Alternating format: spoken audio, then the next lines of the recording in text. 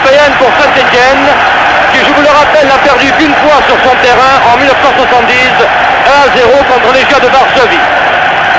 Cette année, Saint-Étienne a battu en 16e de finale Copenhague, les Glasgow Rangers, et a perdu au match aller contre Kiev sur le score de 2-0. Il faut dire que Saint-Étienne a connu déjà deux situations similaires. L'an dernier, battu à Split 4-1, il gagne au retour 5-1 après prolongation et se qualifie. En 1970, battu 2-0 à Munich par le Bayern, ils prennent leur revanche par le score de 3-0 et se qualifient aussi. Vous connaissez les données du problème.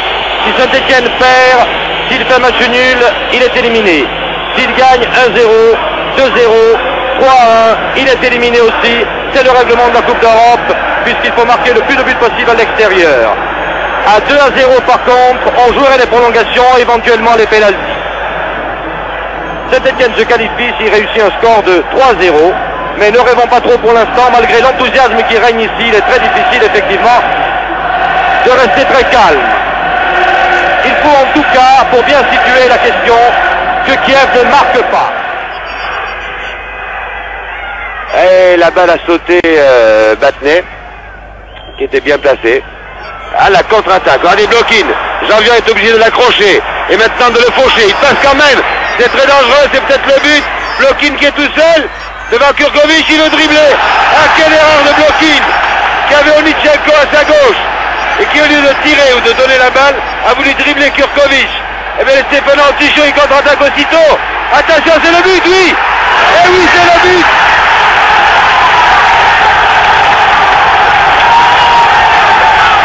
C'est le but de Piazza, je pense. Ah, c'est assez extraordinaire. Alors que Blokin avait le but au bout du pied. Voyez l'action de Blokin, qui a Onichenko à sa gauche, qui arrive tout seul. Au lieu de tirer, il veut dribbler. Il sait prendre la balle. Et sur la contre-attaque, grâce à ce ralenti, vous allez voir ce but marqué par Saint-Étienne. C'est du délire dans le stade. Voyez cette action. Tout de suite après un lob.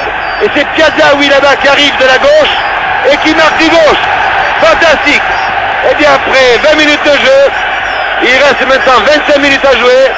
Saint-Étienne mène 1-0 sur l'ensemble des deux matchs, alors qu'Onichenko tire, mais Onichenko, l'arbitre laisse jouer. Larqué maintenant. Larqué. Devant pour Hervé Révelli. Hervé Révelli, coup franc. Coup franc. Concédé par Reshko, qui a serré le trop près et bousculé dans le dos. Hervé Révelli, à la limite de la surface. Vraiment à 1 mètre de la surface. Alors qu'on appelle le soigneur.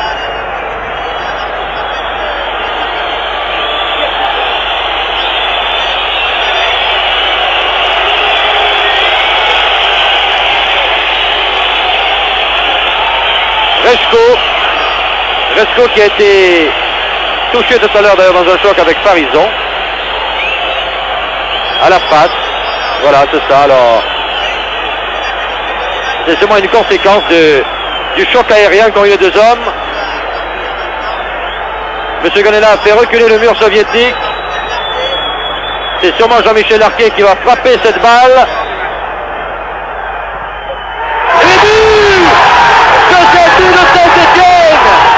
Absolument extraordinaire sur ce coup franc de Jean-Michel Larquet.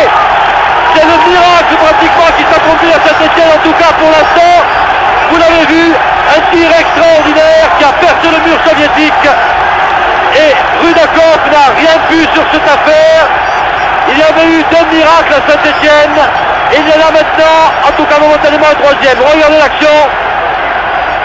Un tir extraordinaire alors que les Soviétiques ont voulu s'écarter. Et Rudakov, malgré un très beau plongeon, n'a plus rien contre ce boulet de canon. Un changement dans l'équipe soviétique. Damin rentre à la place de Reshko. Damin numéro 16 remplace Reshko. C'est absolument extraordinaire l'ambiance qui peut régner. 20 000 porte-voix, les drapeaux agités. Toute une région en délire Et pourquoi pas la France entière devant ses récepteurs. Ce que l'on n'osait plus espérer, ce qui paraissait impossible, est en train peut-être de se réaliser. Et je dis peut-être bien entendu, pondérant toujours nos enthousiasmes, le football est ce qu'il est. Par 2-0, comme Kiev avait gagné en URSS par 2-0, les deux équipes sont à égalité sur l'ensemble des deux matchs. Il reste 8 minutes dans la prolongation. Et après ces 8 minutes, alors que c'est encore Patrick Révelli là, oui, va-t-il centrer? Et c'est Rocheteau qui marque le but de la victoire, sans doute par Rocheteau.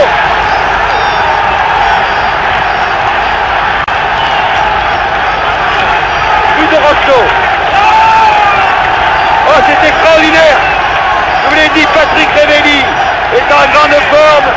Il a réussi à dribbler toute la défense et à donner un retrait à Rocheteau qui a marqué. Et oui, Rocheteau qui souffrait de crampes il y a peu de temps, réussit le but. Alors qu'il reste 7 minutes. Voyez à nouveau dans cette action.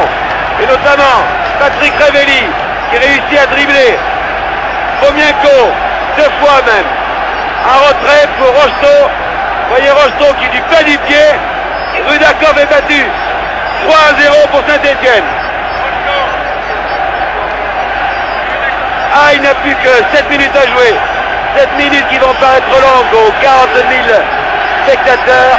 Et à vous sans doute les spectateurs, car maintenant Saint-Etienne est qualifié pour les demi-finales. Bien entendu, si Saint-Etienne ne prend pas un but, a gagné la Super Coupe européenne, le Dynamo de Kiev. Ce sont les toutes dernières chances de l'équipe de Kiev. Damine à l'attaque. Une balle de Batnev pour Kurkovic. Les joueurs stéphanois pensent que l'arbitre a sifflé, ce n'est pas le cas. Et voilà, c'est fait sur ce coup.